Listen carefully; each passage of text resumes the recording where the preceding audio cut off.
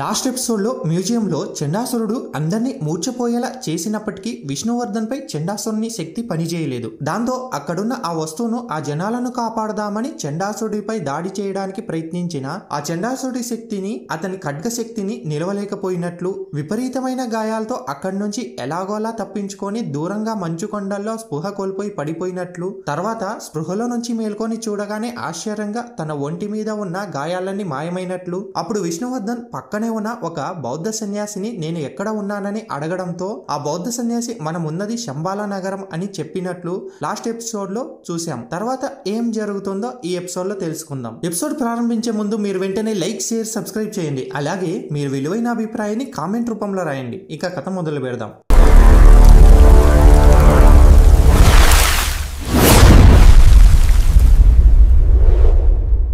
అప్పుడు విష్ణువర్ధన్ శంబాలా నగరం అంటే అత్యంత శక్తివంతమైన ఆధ్యాత్మిక ప్రదేశమా అని ఆశ్చర్యంగా అడిగాడు. అవును అని అంటాడు ఆ బౌద్ధ సన్యాసి. అప్పుడు విష్ణువర్ధన్ ఇది చాలా ప్రసిద్ధమైన ఆధ్యాత్మిక నగరం అని, అలాగే ఈ నగరంలో అనేక మంది సిద్ధులు, సన్యాసులు దివ్యకాంతి శరీరాలతో ఉంటారని, అలాగే ఈ నగరం మానవులకు కనిపించదని నేను విన్నాను. మరి నేను ఎలా ఈ నగరంలో రాగలిగాను అని అడిగాడు విష్ణువర్ధన్. అప్పుడు బౌద్ధ సన్యాసి ఇది అత్యంత ప్రసిద్ధమైన నగరమే, అలాగే శంబాలాలోకి మానవులకు ప్రవేశం లేదు. అలాగే శంబాల ఎవరికి కనిపించని నగరం, కానీ మంచి మనసుతో ప్రశాంతమైన ఆలోచనలతో ఇతరులకు హాని కలిగించని వ్యక్తులకు, అలాగే జాగృత అవస్థలో ఉన్న ఆధ్యాత్మిక గురువులకు ఈ శంబాల నగరంలోకి ప్రవేశం ఉంటుంది. అలాగే నువ్వు ఈ శంబాల నగరంలోకి ప్రవేశించావంటే ఈ జన్మకు నువ్వు చేయవలసిన దైవిక కర్మ ఏదో ఉంది కాబట్టి నిన్ను కాలమే శంబాల నగరానికి చేర్చింది అన్నాడు బౌద్ధ సన్యాసి. అంతలోనే ఒక పెద్ద శబ్దంతో గంట మోగుతుంది. దాంతో ఆ బౌద్ధ సన్యాసి పూజకు సమయం అయిందని నేను వెళ్ళొస్తానని చెప్తాడు. దాంతో విష్ణువర్ధన్ నేను వస్తానని అడగడంతో సరే అని చెప్పి ఆ సన్యాసితో కలిపి బయటకు రాగానే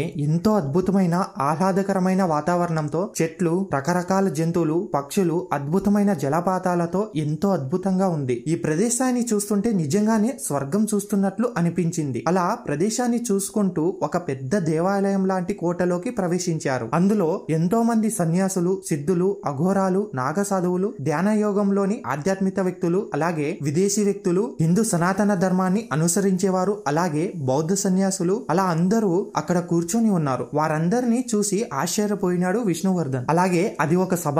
అందులో ఒక మహారాజు వలె ఒక వ్యక్తి కూర్చొని ఉన్నాడు. మన దేశంలో రాజ్యాన్ని పరిపాలించే రాజులాగే అనేక రకాల ఆభరణాలు ధరించి ఉన్నాడు. అలాగే ఆ మహారాజు ముఖంలో దివ్య తేజస్సు కనిపిస్తుంది. అక్కడ ఉన్న వ్యక్తులకు వివిధ రకాల పనులను చేయమని ఆదేశిస్తూ కనిపించాడు. అప్పుడు విష్ణువర్ధన్ అతను ఎవరని అడిగాడు. అప్పుడు ఆ బౌద్ధ సన్యాసి ఆ రాజు పేరు విశ్వగుప్త, ఈ శంబాల నగరానికి మహారాజు అని, అలాగే ఈ శంబాల నగరాన్ని ప్రతి 2500 సంవత్సరాలు ఒక రాజు పరిపాలిస్తాడు. ఆ రాజు ఈ ప్రపంచ మొత్తాన్ని రక్షిస్తూ ఉంటాడు అని చెప్తాడు ఆ బౌద్ధ సన్యాసి. అంటే మన దేశాన్ని పరిపాలించిన విధంగానే ఈ రాజు ఈ శంబాల నగరాన్ని పరిపాలిస్తూ ఉంటాడా అని అడుగుతాడు విష్ణువర్ధన్. అప్పుడు ఆ బౌద్ధ సన్యాసి అలా కాదు, దీనికి ఒక చరిత్ర ఉంది అని అన్నాడు. అది ఏంటో చెప్పండి అని అడిగాడు విష్ణువర్ధన్. అప్పుడు ఆ సన్యాసి చెప్పడం ప్రారంభించాడు. ఈ శంబాల నగరం అనేది అనేక యుగాలు ముందు నుంచే ఏర్పాటు చేయబడి ఉంది. ప్రతి 4 యుగంలో కలియుగం అత్యంత అధర్మబద్ధంగా ఉంటుంది. కాబట్టి ఈ ప్రపంచంలోని మానవులను రక్షించడానికి త్రిమూర్తులైన బ్రహ్మ, విష్ణు, మహేశ్వరులు కలిపి ఈ నగరాన్ని ఏర్పాటు చేశారు. ఇందులోని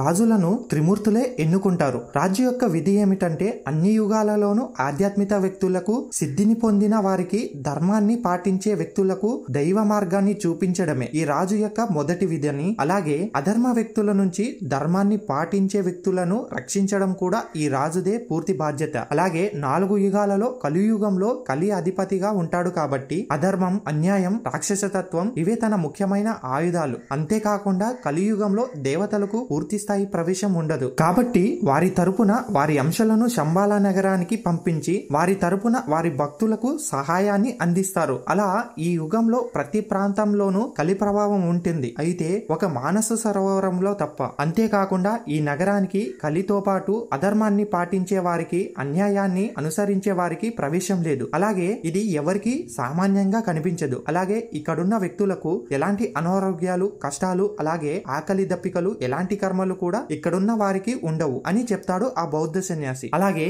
ఈ రాజ్యసభ నుంచి విష్ణువర్ధన్ ను తమ గురువు గారి మందిరానికి తీసుకువెళ్తాడు ఆ సన్యాసి. అక్కడ ఎంతో మంది సాధకులు ఉన్నారు. అలాగే ఒక పీఠం పైన దివ్య తేజస్సు గల ఒక సన్యాసి కూర్చొని ఉన్నాడు. అతని దగ్గరికి వెళ్ళాడు విష్ణువర్ధన్. అప్పుడు అక్కడ కూర్చున్న సన్యాసి, ఏం విష్ణువర్ధన్, ఎట్టకేలకు శంబల నగరానికి వచ్చావా అని అన్నాడు. అది వినగానే విష్ణువర్ధన్ ఒక్కసారిగా షాక్ అవుతాడు. నా గురించి మీకెలా తెలుసు స్వామి అని అడుగుతాడు. అప్పుడు ఆ సన్యాసి, నీ గురించి నాకు పూర్తిగా తెలుసు, అలాగే నీకు వచ్చే కళల గురించి, నీకున్న సందేహాల గురించి కూడా నాకు తెలుసు అని చెప్తాడు. అయితే ముందుగా నువ్వు కొన్ని రకాల విద్యలను నేర్చుకోవాలి, తర్వాతే నీకు అన్నీ చెప్తాను అని చెప్తాడు. విష్ణువర్ధన్ కి ఏమీ అర్థం కాదు. అప్పుడు సన్యాసి విష్ణువర్ధన్ కి అనేక రకాల విద్యలతో శిక్షణ ఇవ్వండి, దాని ద్వారా తన జాగృతావస్థ మేల్కోవాలి అని తన శిష్యుడైన బౌద్ధ సన్యాసికి చెప్తాడు. అలా మరికొంతమంది బౌద్ధ సన్యాసులతో కలిపి అతనికి అనేక రకాల విద్యలతో కొన్ని నెలల పాటు శిక్షణ ఇచ్చి తిరిగి మళ్ళీ ఆ గురువు దగ్గరికి తీసుకొని వస్తారు. అప్పుడు ఆ గురువు తన దివ్య దృష్టితో చూసి, నువ్వు నీ అన్వేషణకు ఇప్పుడు సిద్ధమయ్యావు, ఇప్పుడు నీకు చరిత్రలో జరిగిన ఒక సంఘటనను చెప్తాను విను అని చెప్పడం ప్రారంభిస్తాడు. నువ్వు కారణ జన్ముడివి విష్ణువర్ధన్, అందుకే కాలమే నిన్ను శంబల నగరానికి మార్గదర్శకంగా మారి తీసుకొని వచ్చింది. కొన్ని వేల సంవత్సరాల క్రితం పాతాళ లోకాన్ని పరిపాలించే అంధకాసుర అనే రాక్షసుడు తన గురువు అయిన శుక్రాచార్యుని ఆజ్ఞానుసారం శివునికి ఘోర తపస్సు చేశాడు. అలా కొన్ని వందల సంవత్సరాలు తపస్సు చేసిన శివుడు ప్రత్యక్షం కాలేదు. దాంతో తన శరీరాన్ని త్యాగం చేయాలని తన యోగాగ్నిని ఏర్పాటు చేసి అందులో తన శరీరాన్ని త్యాగం చేయాలని భావించాడు. తన త్యాగానికి మెచ్చిన ఈశ్వరుడు ప్రత్యక్షమై, అంధకాసుర, నీకు ఏం వరం కావాలో కోరుకోమని అడిగాడు. అప్పుడు, నీకు తెలియనిదా స్వామి, అయినా నీ ఆజ్ఞను శిరసావహించి చెబుతాను స్వామి అని భక్తితో ఈశ్వరుని నమస్కరించి దేవతలకు స్వర్గాన్ని ప్రసాదించావు, అలాగే వారికి మరణమే లేకుండా అమృత్వాన్ని ప్రసాదించావు. వారు ఎంతో సంతోషంగా జీవిస్తూ ఉన్నారు. అలాగే మానవులు కూడా నువ్వు కల్పించిన వసతులతో ఎంతో సంతోషంగా ఉన్నారు. అసురులమైన మేము ఎన్నో లక్షల సంవత్సరాల నుంచి పాతాళ లోకంలో పడి ఎలాంటి వసతులు లేని ఇబ్బందులు పడుతూ ఉన్నాము. మేము కూడా నీ బిడ్డలమే కదా స్వామి, మాకు ఎందుకు ఇంత శిక్ష అని అడుగుతాడు అంధకాసురుడు. అప్పుడు ఈశ్వరుడు, అంధకాసుర, మీరందరూ నా బిడ్డలే, అందుకనే మీకు సమానమైన అవకాశాలు ఇచ్చాను. కానీ మీ అసురుల్లోని కొంతమంది అన్యాయంగా దేవతల మీద యుద్ధం చేసి వారికి ఇచ్చిన వసతులను కూడా లాక్కోవాలని చూశారు. ఇది ప్రకృతి విరుద్ధం. కాబట్టి మీకున్న శక్తులన్నింటినీ తీసుకొని మిమ్మల్ని పాతాళ లోకంలోనే ఉండమని శపించడం జరిగింది అని అన్నాడు ఈశ్వరుడు. అప్పుడు అంధకాసురుడు, మా అసురుల్లో కొంతమంది చేసిన తప్పుకు గాను కొన్ని లక్షల సంవత్సరాల నుంచి శిక్షను అనుభవిస్తూ ఉండాల్సిందేనా స్వామి? మీరు ఎలాగో మాకు అమృతాన్ని ప్రసాదించరు కాబట్టి నిన్ను దాన్ని కోరడం లేదు. అయితే నాదో విన్నపం, మాకు కూడా దేవతలకు ఇచ్చినట్లే భూలోకంపై నివసించడానికి అధికారాన్ని ఇవ్వండి అని తన కోరికని చెబుతూనే, మేము భూలోకంపై సంతోషంగా జీవించాలని అనుకుంటున్నాము, కానీ వారికి ఎలాంటి హాని గాని అలాగే వారిపై యుద్ధం కాని చేయమని, మాకు ఉన్న శక్తులను దుర్వినియోగంగా వినియోగించమని, కాబట్టి మాకు భూలోకంలో దేవతలతో సమానంగా అక్కడ నివసించడానికి అనుమతి ప్రసాదించమని కోరుతాడు అంధకాసురుడు. అప్పుడు ఈశ్వరుడు, మీరు పాతాళ లోకం నుంచి దేవలోకానికి గాని మానవలోకానికి గాని వెళ్ళడానికి మీకు అనుమతి లేదు, కానీ మీకు నేను ఒక గ్రంథాన్ని ప్రసాదిస్తున్నాను. దీని పేరు రుధిర గ్రంథం. దీనిని ఉపయోగించి మీరు భూలోకంలోని ప్రవేశించి జీవించవచ్చు, కానీ మానవులకు ఎలాంటి హాని కలిగించవద్దు అని చెప్పి ఆ గ్రంథాన్ని ఇచ్చి మాయం అవుతాడు ఈశ్వరుడు. అలాగే విజయాన్ని సాధించిన అంధకాసురుడు ఆ గ్రంథాన్ని తీసుకొని శుక్రాచార్యుడి దగ్గరికి వస్తాడు. అప్పుడు శుక్రాచార్యుడు అందులోని విషయాలన్నింటినీ చదివి, ఈ పాతాళ లోకం నుంచి పైన ఉన్న భూలోకానికి వెళ్ళడానికి ఈ రుధిర గ్రంథంలో ఒక విధానం ఉంది. అదేమిటంటే, అసుర శక్తితో ఒక ఆలయాన్ని సృష్టించి ఈ గ్రంథంలోని మంత్రాన్ని చదవగలిగితే ఈ రాక్షస ఆలయంలో ఒక మాయాద్వారం సృష్టించబడుతుంది. ఆ మాయాద్వారం సృష్టించబడిన తర్వాత దానిలోని ప్రవేశించగానే భూలోకంలోకి వెళ్లిపోతాం అని చెబుతాడు. తర్వాత భూలోకంలో కూడా ఇలాంటి అసుర దేవాలయాల్ని నిర్మించాలి. దాని ద్వారా మాత్రమే పాతాళ లోకం నుంచి భూలోకానికి, భూలోకం నుంచి పాతాళ లోకానికి మనం ప్రయాణించగలుగుతాము అని చెప్పి, అలా ఆ గ్రంథంలో చెప్పినట్లుగా ఒక అసుర దేవాలయాన్ని నిర్మించి ఆ మంత్రం చదివి ఆ మాయాద్వారం ద్వారా భూలోకానికి వచ్చి అక్కడ కూడా ఆ గ్రంథంలో చూపిన విధంగా భూలోకంలో అసుర దేవాలయాన్ని ఏర్పాటు చేస్తారు. అలా భూమిపై ఉన్న అసుర దేవాలయంలో ప్రవేశిస్తే పాతాళ లోకంలోని అసుర దేవాలయంలో ప్రత్యక్షమయ్యేవారు. అలా చాలా రోజులు మానవులు కంటికి కనిపించకుండా, వారికి ఎలాంటి హాని కలిగించకుండా జీవించడం మొదలు పెడతాడు అసురులు. కానీ కాలక్రమేణా వాళ్ళ అసురుల బుద్ధి వలన ఈ మానవులందరినీ బానిసలుగా మార్చుకుంటే ఈ భూలోకం మొత్తాన్ని పరిపాలించవచ్చని అహంకారంతో వారి శక్తులను వినియోగించి అనేక మంది మానవులను చాలా క్రూరంగా హింసిస్తారు. దాంతో భూలోకంలోని మానవులు అక్కడ ఉన్న ఋషుల దగ్గరికి వెళ్లి విషయం మొత్తం చెప్తారు. అప్పుడు వారు తమ దివ్య శక్తి ద్వారా విష్ణు లోకానికి వెళ్లి మహావిష్ణువుకు విషయం మొత్తాన్ని చెప్తారు. అప్పుడు ఆ మహా మహావిష్ణువు భూలోకానికి వచ్చి అసురులను సంహరించి అలాగే అంధకాసురుని కూడా ఓడించి తన దగ్గరున్న గ్రంథాన్ని తీసుకొని అసుర ఆలయాన్ని కూడా ధ్వంసం చేస్తాడు. తిరిగి మళ్ళీ వారు భూలోకంలోకి రాకుండా ఉండాలంటే ఈ గ్రంథం చాలా సురక్షితంగా ఉండాలని మహావిష్ణు భక్తుడైన మహారాణా ప్రతాప్ అనే తన భక్తుడైన రాజుకి ఆ గ్రంథాన్ని ఇచ్చి